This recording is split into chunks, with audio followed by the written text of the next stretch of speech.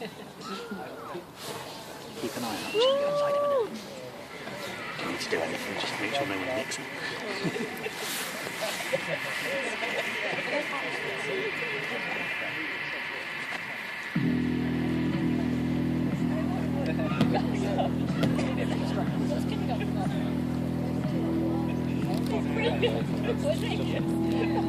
In 1968, Apollo 8 went to the moon.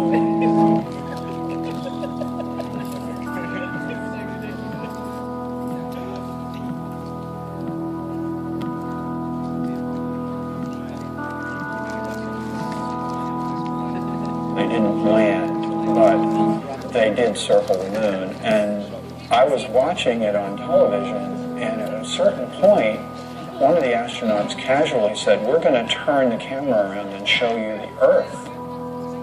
And he did. And that was the first time I had ever seen the planet hanging in space like that.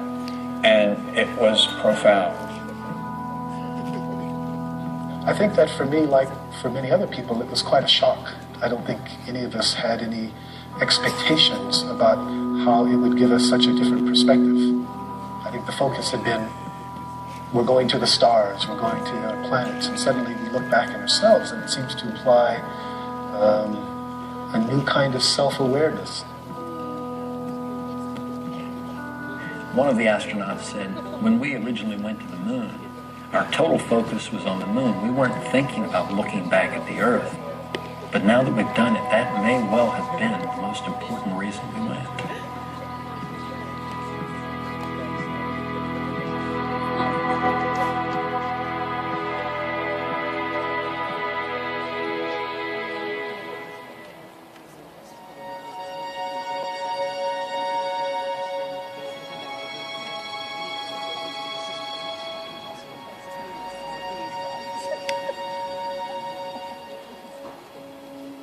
Oh golly, I remember going through launch, which is an overwhelming experience.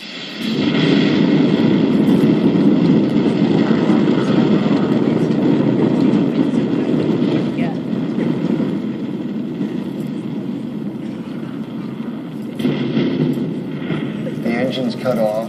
I felt myself floating out of the seat. I floated over to the window, looked out, and we were coming up over the coast of Africa. And that's when it hit me. I'm in space.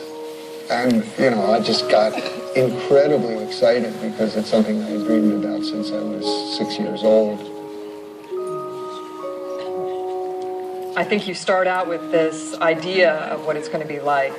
And then when you do finally look at the Earth for the first time, you're overwhelmed by how much more beautiful it really is when you see it for real. It's just like it's this dynamic, alive place that you see glowing all the time. It was truly incredible to be up there, doing what I always wanted to do my whole life, and then to kind of glance back at our planet and see that view was just tremendous. I can only describe what I've seen. Looking down at the Earth, and you see that line that separates day and night slowly moving across the planet. Thunderstorms on the horizon casting these long shadows as the sun sets. And then watching the Earth come alive, and you see the lights from the cities and the towns. The events you see from space, like flying over thunderstorms, looking at them from the top, were spectacular.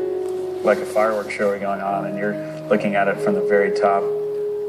Shooting stars going below us, or dancing curtains of auroras. It's just very hard to describe all the, the colors, the beauty, the motion.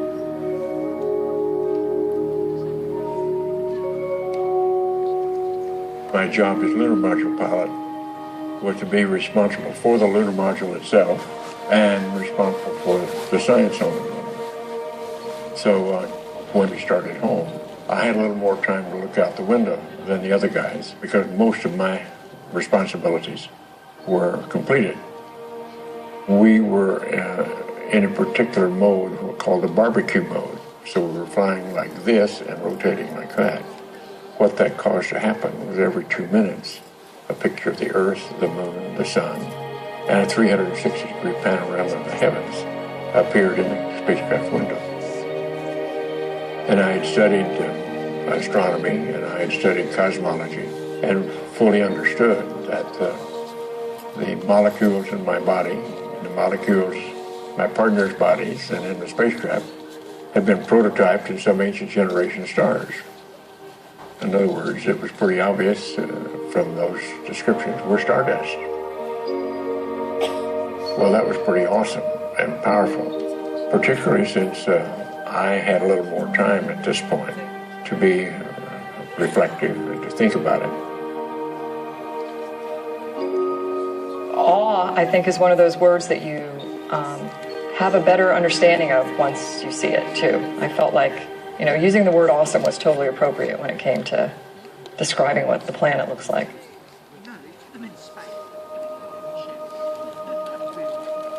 To have that experience of awe is, at least for the moment, to let go of yourself, to transcend the sense of separation.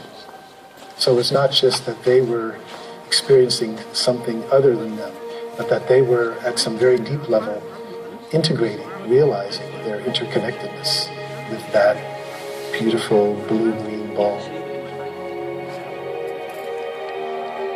And this is why the astronauts, particularly in the International Space Station, often say that much of their free time is filled with what they call earth gazing, just staring out at the earth. They can stare for hours because the changing scenery, the interactivity of the biosphere, all of this has an incredible aesthetic impact. The beauty of seeing Earth as a planet, as opposed to being down here among it, is a wonderful experience to then start to get into what we call the big picture effect or the overview effect. I was flying cross country from the East Coast to the West Coast in the 1970s. And I was looking out the window, and as I was looking down at the planet, the thought came to me, anyone living in a space element, living on the moon, would always have an overview. They would see things that we know, but we don't experience, which is that the Earth is one system, we're all part of that system, and that there is a certain unity and coherence to it all. And I immediately called it the overview effect. You do, from that perspective, see the Earth as a planet. You see the sun as a star. We see the sun in a blue sky, but up there you see the sun in a black sky. So yeah, you are seeing it from the cosmic perspective. We've been evolving from the beginning of civilization to a larger and larger perspective of life on the Earth. But the next natural evolution is understanding the life in space. That is, the fact that the Earth, as Buckminster Fuller used to famously say, is a spaceship Earth. We are in space already. It's just that we haven't brought that into our perspective as we live here on Earth. The overview effect is simply the sudden recognition that we live on a planet and all the implications that it brings to life on Earth.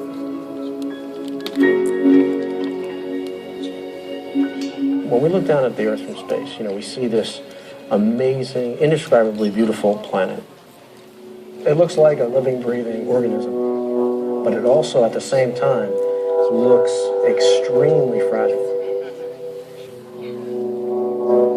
Because you go outside on a clear day and it's the big blue sky, and it's like it goes on forever, right? And how can we possibly, put enough stuff into it to fill it up with things that really change it? And yet, you see it from space, and it's this thin line which is just barely hugging the surface of the planet.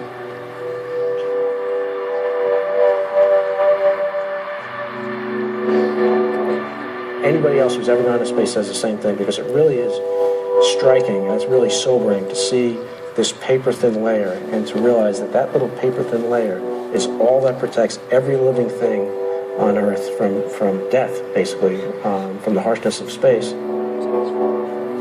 there's this very poetic concept that a lot of people express that there are no boundaries from space. And I've heard a lot of my astronaut colleagues say that. Unfortunately, it's not true. You do see boundaries. They're mostly the result of human impact. You can see erosion, clear-cutting of forests, and it's a long litany of environmental impact that we've had on our planet, and that's something which, when you see it from a cosmic perspective, makes you really appreciate the concept of spaceship Earth. I mean, we're all here together.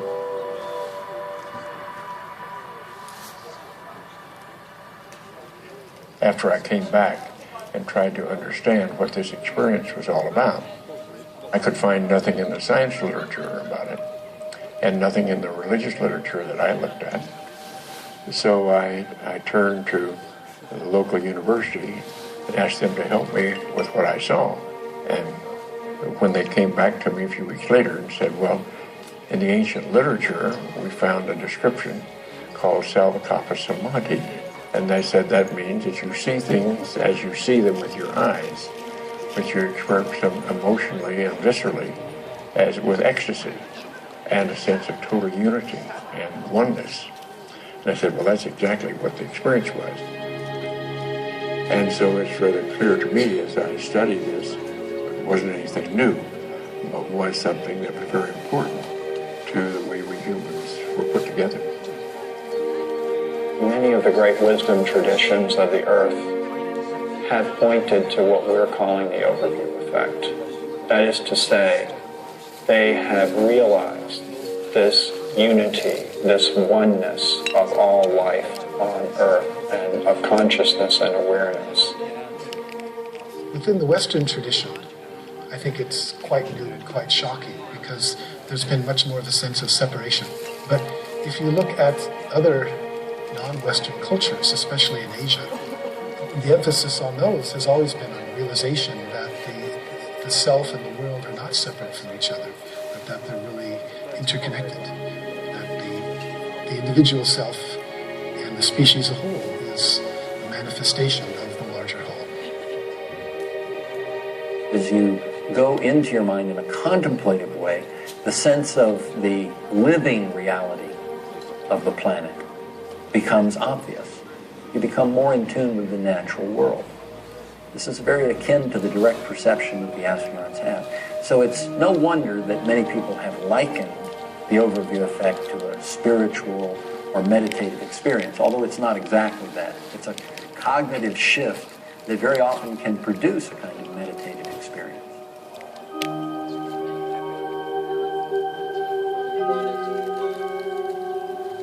I'm sure we all interpret it somewhat differently. I know some of the fellows would go right to a religious explanation.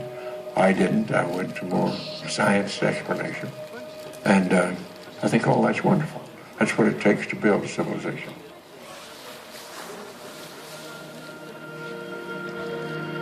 This view of the Earth from space, the whole Earth perspective, I think is the true symbol of this age.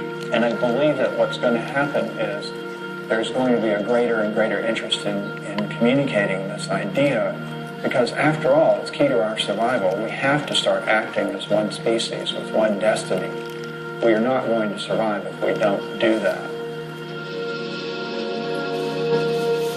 We're seeing very clearly that if the Earth becomes sick, then we become sick. If the Earth dies, then we're going to die.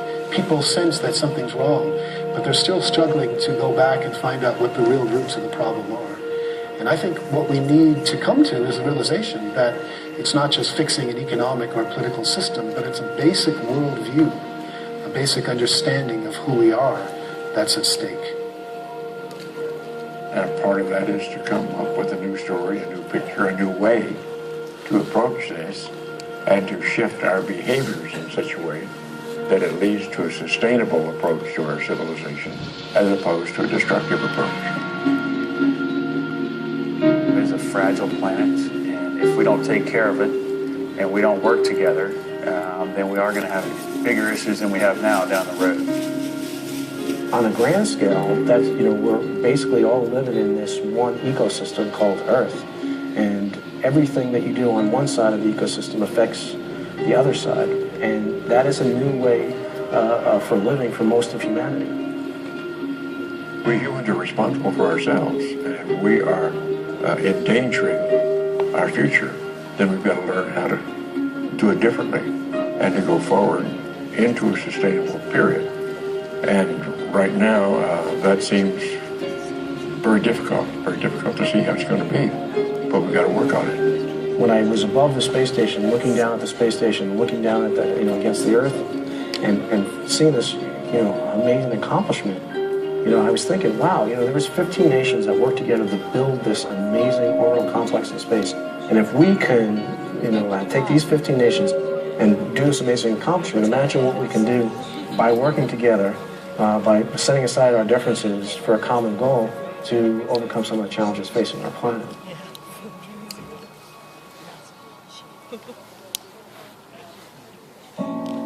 We have this connection to Earth. I mean, it's our home.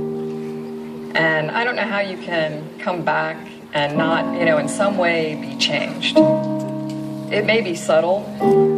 You see differences in, different people and the just general response when they come back from space. But I think collectively, everybody has that emblazoned on their memories, the way the planet looks. You can't take that lightly. It really, you realize that you've been blessed by the opportunity to see that. It really does look like this beautiful oasis out in the middle of nothingness. If you have a chance for your eyes to adjust and you can actually see the stars in the Milky Way, it's this oasis against the backdrop of infinity, of this just, enormous universe behind it. And it's, really a very moving experience to be able to see that with your eyes.